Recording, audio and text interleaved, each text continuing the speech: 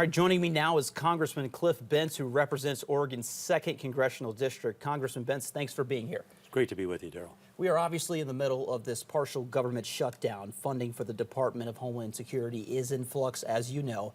Democrats are opposing any funding without reforms to ICE and CBP. What are your thoughts on this? Well, I'm glad it's only one of the 12 budgets that we have to pass each year.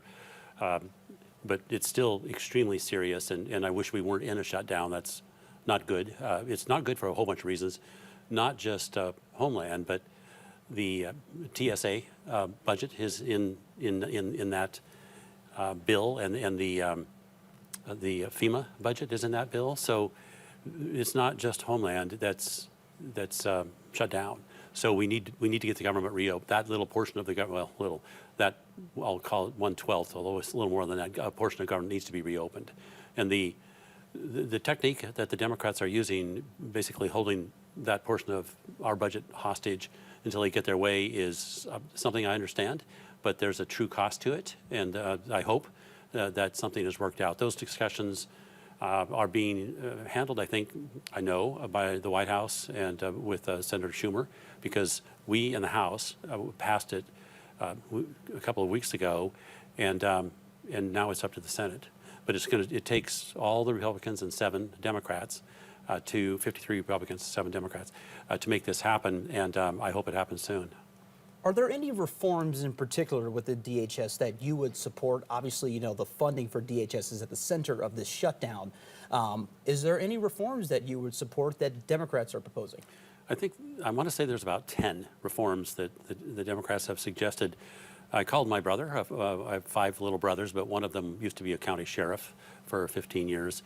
And I asked him about the video cameras, and he said, sure, video cameras. And so that's something that law enforcement, at least the law enforcement person I'm most familiar with, suggests could be done.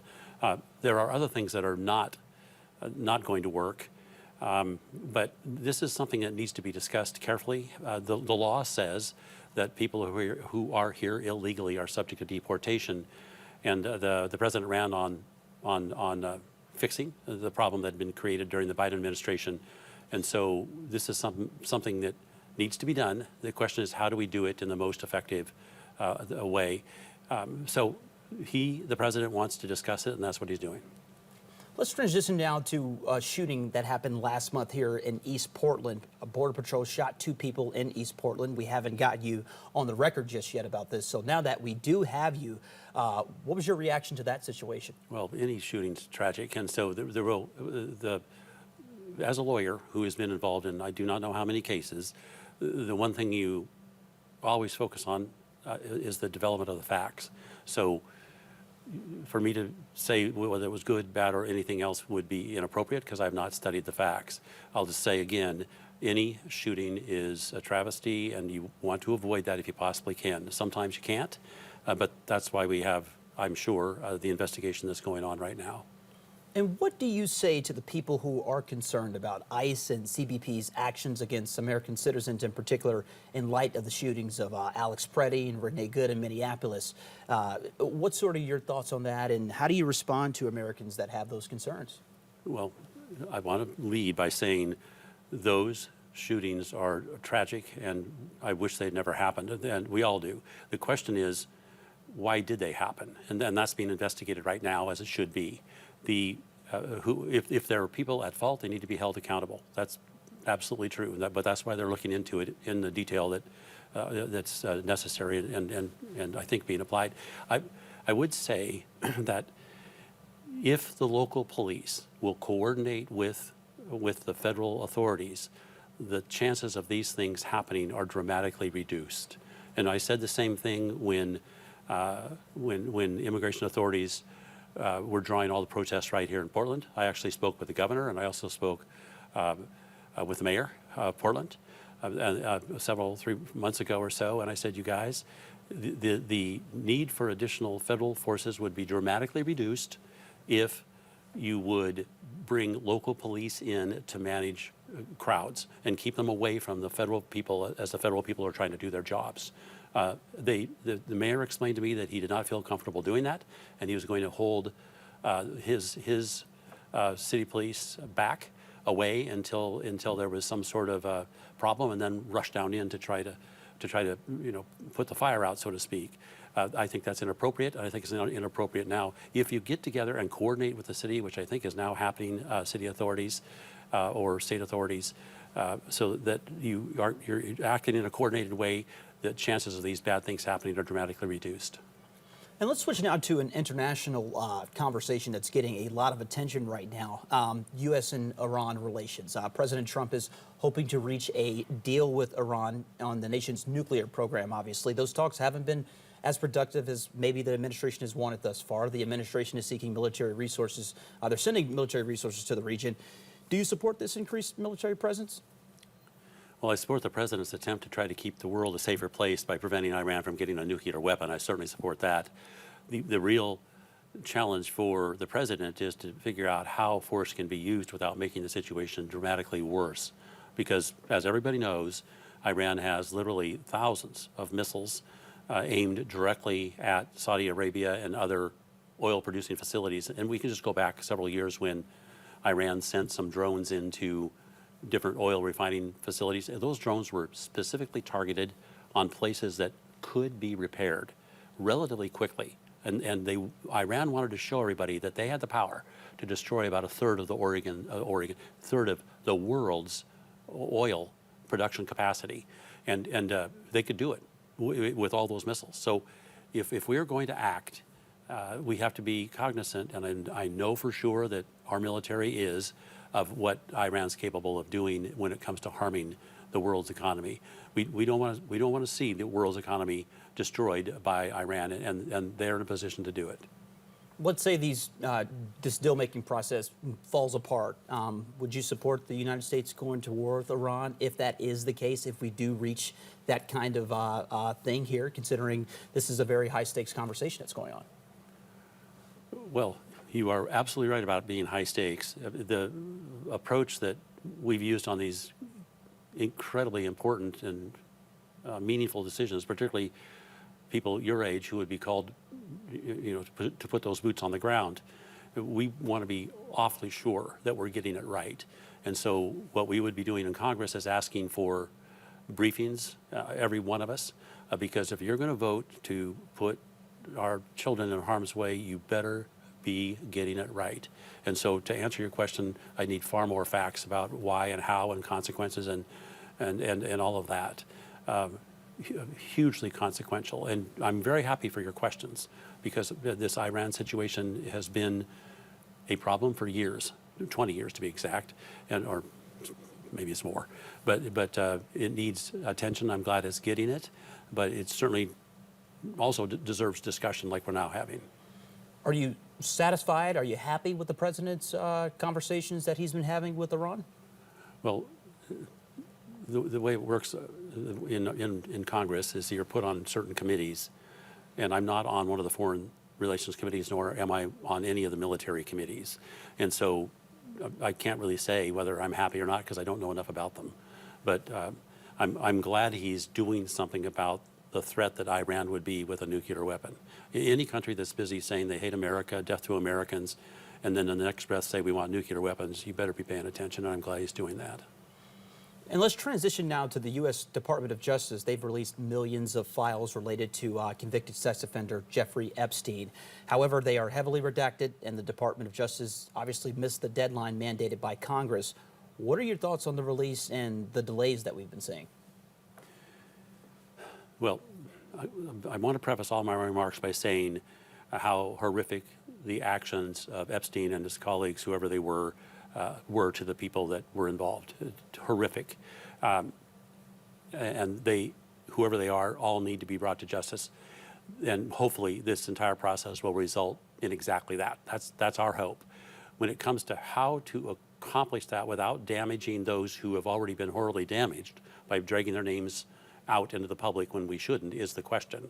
And in my press release, I think, after I voted for the bill you're talking about that established, I thought, way too short time frames, but the way that bill came to the floor was through what we call a process that allows a single person, if they can get enough signatures, to bring it up.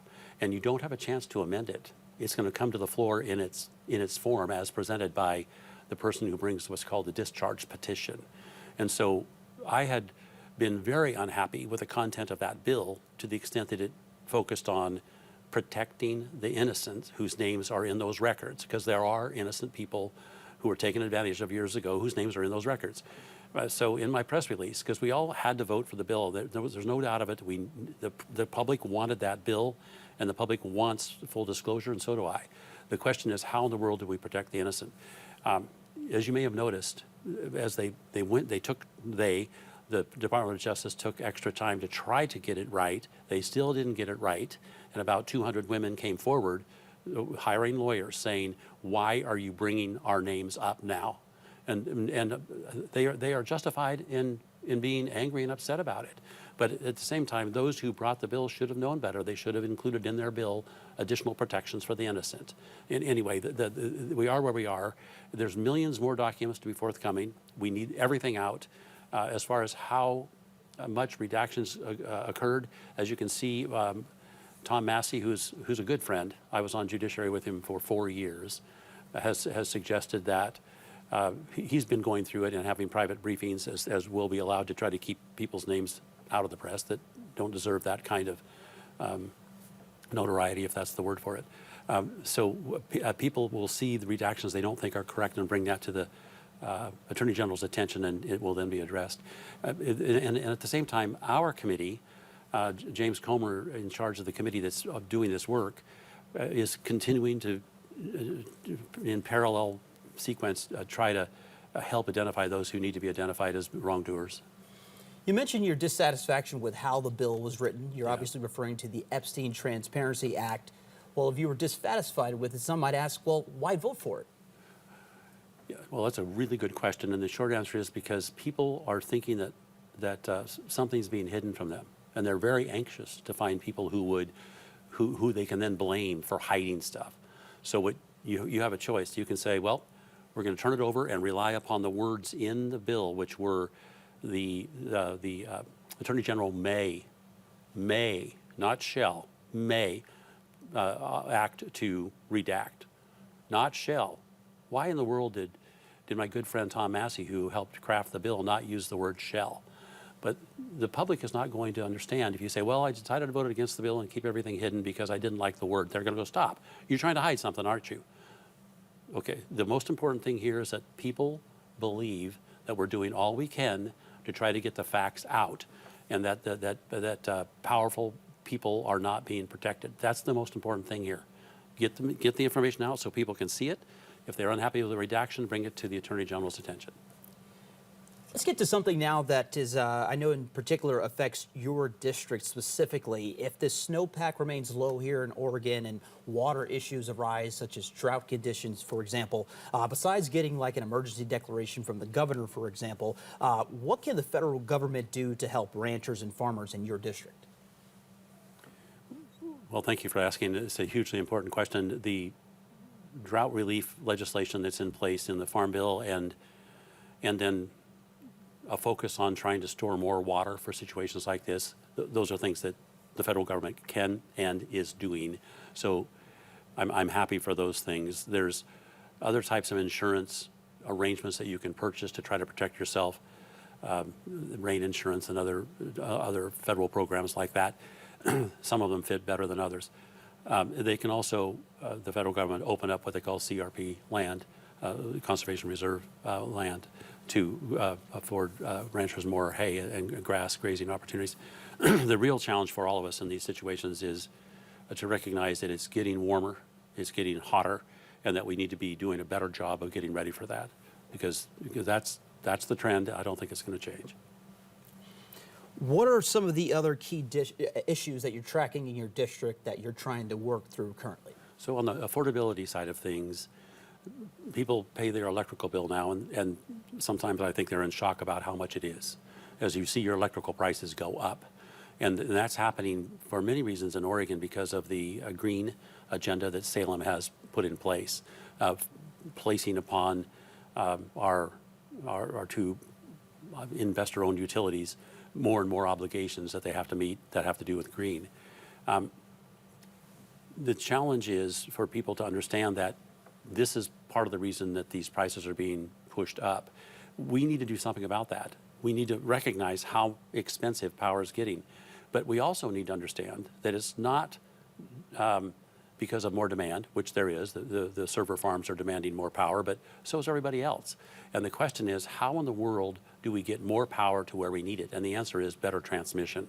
So my two committees, my water committee, or I'm sorry, natural resource committee, and the energy and commerce committee, on which I sit on both of them, we'll be focusing upon how to encourage better, faster build out of transmission, so we can move a bunch of power around when we need it. We're in Oregon, we're short dramatically of electrical power here. And that's in significant part because different generating systems were shut down because they burned coal or they were otherwise not green. It's one thing to shut them down, it's another to have something to take their place. And we've been very slow in getting the transmission to places where that extra power is. So solar power, for example. We have all kinds of solar power, but you got to have wire to get it where it needs to go. And that wire doesn't exist. And so what I've been doing, we're going to have an opportunity to have a new director of Bonneville Power, and we're going to be weighing in and sharing our concerns with him or her. So I'm looking forward to that. And there's other issues having to do with how we take advantage of our natural resources, particularly our forests, better, so we drive down the frequency of fire, and also help breathe some economic life back into some of our smaller communities. I'll just mention those two things, energy and wood. Well, thanks so much for joining us, Congressman Cliff Bentz. Thank you, Jonathan. I really appreciate it. Appreciate you. Yeah.